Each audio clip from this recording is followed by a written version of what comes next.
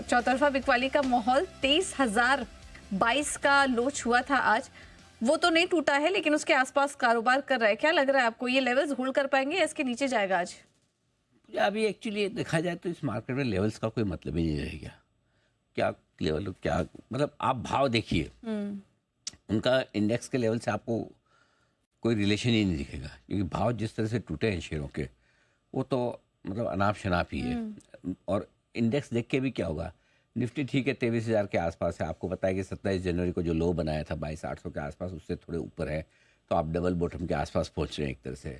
Bank Nifty ने तो 47,800 का लो बनाया था, वहाँ से अभी भी 1,000-1,200 पॉइंट के 1,500 पॉइंट के कुशन पे है, तो चलिए ठीक है, वो तो 3% ऊपर है। लेकिन प्रॉब्लम वहाँ थोड़ी है, प्रॉब्लम तो वहाँ है जहाँ डबल बॉटम पर आ चुका है, वो है मिड कैप और small cap index. Mid cap index अपने टॉप से 17% और स्मॉल कैप इंडेक्स ऑलमोस्ट 19-20% की रेंज में गिर चुका है। इसका मतलब क्या है, ऑलमोस्ट आप वहाँ पहुँच गए हैं जहाँ पर आपने हफ्ते भर पहले, 10 दिन पहले जो पैनिक में लोज बनाए थे, जब आपका 20% के आसपास स्मॉल कैप इंडेक्स है। तो ये मेक और ब्रेक लेवल स्मॉल और मिड कैप इंडेक्स के लिए है, स्पेशली स्मॉल कैप इंडेक्स के लिए। क्यों? जैसे आप 20% के नीचे जाते हैं, और 20% के नीचे जाते ही आपके लिए सबसे बड़ी समस्या जो शुरू होती है वो ये होती है कि आप बेयर मार्केट में चले जाते हैं, मंदी वाले बाजार। कोई भी इंडेक्स अगर अपने टॉप से 20% घटता है और उसके बाद नीचे टिक जाता है, तो मानते हैं कि अभी ये इंडेक्स मंदी में गया है। So I think small cap index के लिए 1-8% यानी यहाँ से 150-200 पॉइंट ऊपर नीचे एक अलग बात हो सकती है, बट अगर रुकना है तो ये रुकने के लिए जगह जरूरी है। अब नेगेटिव क्या है इसमें? नेगेटिव ये है कि भाई ऐसा तो कोई कारण नहीं है जिसकी वजह से मतलब मार्केट में खरीदारी लौटे, सिर्फ एक ही रीजन की बहुत घट गया। करेक्ट, तो वही एक चीज़ हो सकती है कि बहुत घट गया इसलिए रुका है। लेकिन प्रॉब्लम ये है कि अभी किसी का खरीदारी का मूड है नहीं, ले कौन? सबसे बड़ी समस्या ये है। आदमी कोई भी वो खरीदता है जिसको ये लगेगा अभी मैं खरीदूंगा तो मुझे शायद कल, अगले हफ्ते, अगले महीने भाव यहाँ से बेहतर दिखेंगे। मतलब आज से भाव बाद में ऊपर दिखने की उम्मीद हो, जिस मोमेंट आप खरीदो तभी तो आप खरीदोगे ना। करेक्ट, भले ठीक है, हम कहने के लिए हम कहते हैं कि हम 1 साल और 3 साल और 5 साल के लिए पैसा लगा रहे हैं, लेकिन 1, 3, 5 साल में भी अगर आपको ये लगेगा आज नहीं लगूंगा और कल लगूंगा सस्ता मिलेगा, तो आप ये थोड़ी नहीं मैं तो आज ही लगूंगा जी, भले 5 साल के लगा। सो अल्टीमेटली जब खुद का पैसा होता है तो आदमी रुक के लगातार वो कोशिश करता है।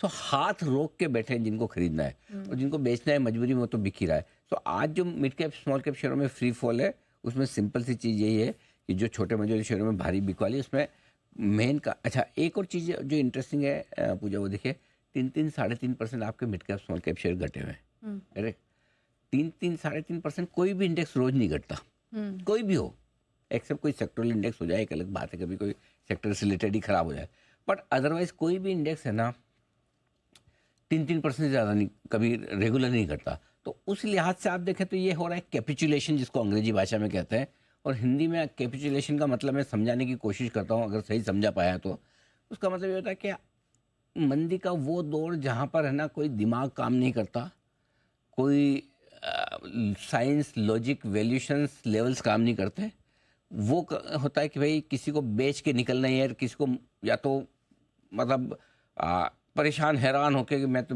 सब दुनिया छोड़ के जाऊंगा टाइप से सा, मैं बेच के निकलूंगा, या फिर किसी का मार्जिन कॉल्स ट्रिगर हो रहे हैं और मार्जिन फंडिंग की पोजीशन उसकी फूट रही है, कोई और बेच रहा है जिसको हम फाइनेंसर कहते हैं, अगर वो बेच रहा है। मैं बार बार इसलिए कहता हूँ कि मंदी के मार्केट में या तो फंड मैनेजर बेचता है या फाइनेंसर बेचता है, तीसरा कोई नहीं बेच सकता है। कई बार फंड मैनेजर कॉल ले लेते कि अब ये शेयर मुझे रखना ही नहीं, कुछ भी हो गया, मैंने एक गलती कर दी अब नहीं रखूंगा, तो या तो वो बेच दे या फाइनेंसर बेच दे। सो ऐसा लग रहा है कि एक के बाद एक जो नीचे बार बार भाव आते जा रहे हैं, उससे मार्जिन कॉल ट्रिगर हो रहा है। अगर मार्जिन कॉल ट्रिगर होने पर आप मार्क टू मार्केट लॉस या एडिशनल मार्जिन ना दे पाए, तो फिर फाइनेंसर्स की तरफ से बिकवाली का दबाव जो आता है वो इस वक्त साफ तौर पर दिख रहा है। और जब बिकने वाला और बड़े इन्वेस्टर्स बेचे हैं, फाइनेंसर्स बेचे हैं, ब्रोकर्स बेचे, तो खरीदे कौन? खरीदने वाला तो कोई है ही नहीं ना फंड है ना रिटेल है, खरीदने वाला कोई है नहीं, इसलिए सेंटिमेंट बड़ा ख़राब है और सबको लगता है। अच्छा, आप एक और ये चीज़ है, ये भी फैशनेबल बोलना कि मिड कैप स्मॉल कैप अभी भी महंगे, अभी भी ख़राब, अभी भी महंगे, अभी भी ख़राब। तो अब आके सब भाषण भी यही देंगे तो लेने वाला होगा तो और रुकेगा, भाई सभी ख़राब बोल रहे क्यों मैं लूँ जल्दी में। और सही भी है, गलत नहीं है। थोड़ा मामला ऐसा ही ढीला है, मुश्किल बड़ा टाइम है। चलिए, मुश्किल का टाइम है, सेंटीमेंट्स नेगेटिव हो चुके हैं और मिड कैप स्मॉल कैप ज़्यादा मूड खराब कर रहे हैं। तो सर फिर ऐसे में अब वैसे तो आपने कहा कि लेवल्स इंपॉर्टेंट नहीं होते, लेकिन फिर भी समझने के हाँ मतलब ऐसे समझना important तो चाहिए है। पड़ेगा ही कि अब यहाँ पर करे क्या। देखिए 23,000 के करीब ये आ ही चुका है। नहीं देखो, लेवल इम्पोर्टेंट इसलिए ऐसे इम्पोर्टेंट नहीं, कोई भी लेवल आप सोचो टूट जाता है। जैसा आप कभी घूरती है ना, जैसा आपने 23,000 को घूरा, टूट गया बेचारा, देखो। हाँ, तो लेवल, पूजा जी कोई भी लेवल की बात करे वो टूट सकता है कभी भी। तो पॉइंट ये है कि ये लेवल टूटेगा या नहीं टूटेगा वो इम्पोर्टेंट नहीं है। आपको लेवल इस तरह से देखने कि नेक्स्ट कौन से लेवल इम्पोर्टेंट है गिरने या बढ़ने में, वो इम्पोर्टेंट। तो इम्पोर्टेंट क्या है? 22,000, पहले मैं डेट बता दूं, 27 जनवरी इम्पोर्टेंट है, ठीक है। ये ऐसी स्क्रीन 27 जनवरी को दिखी थी आपको। 27 जनवरी को जो लो बनाया था हमने निफ्टी पर 22,800, वो आपके लिए अब इम्पोर्टेंट लेवल हो गया, ठीक है। तो 22,800, 22,950 ये आखिरी सपोर्ट जोन है जिसमें निफ्टी एंटर कर रहा है, ठीक है। 22,850, 22,800, 22,950, 150 पॉइंट की ये रेंज। बैंक निफ्टी अभी भी थोड़ा कम कमजोर है, कम कमजोर इन द सेंस कि गिर तो ये भी रहा है लेकिन कंपेरेटिवली कम।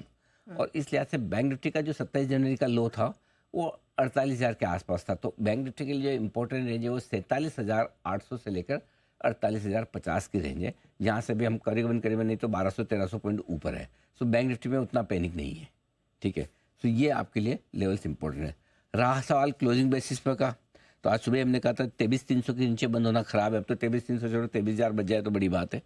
और बैंक निफ्टी के लिए हमारा जो लेवल था 49,700, आज सुबह इंट्राडे में भी स्टॉप लॉस वही दिया था। देखो इंट्राडे के दोनों स्टॉप लॉस बिल्कुल परफेक्ट है। कई बार लोगों को लगता है कि बाद में देखेंगे क्लोजिंग में, कई बार 300 पॉइंट निकल गए आपके जी। आप देखो इधर 700 पॉइंट 600 पॉइंट इधर निकल गए बैंक निफ्टी पे, अगर आपने इंट्राडे स्टॉप लॉस नहीं लगाया। तो स्टॉप लॉस कभी कभी है ना, साल में 2-3 दिन ही ऐसे होता है जिस दिन काम आते हैं लेकिन आपको बड़े नुकसान से बचाते हैं। सब यही है, अभी तो मामला तो अभी ढीला ढाला ही है, खराब ही है। देखते हैं कहाँ जाके रुकते हैं। चलिए, देखना होगा आखिरी 1.5 घंटे में क्या रहती है बाजार की चाल। लेकिन फिलहाल बैंक निफ्टी 49,200 के नीचे और निफ्टी 23,000 के भी नीचे इस वक्त निकलता हुआ दिखाई दे रहा है।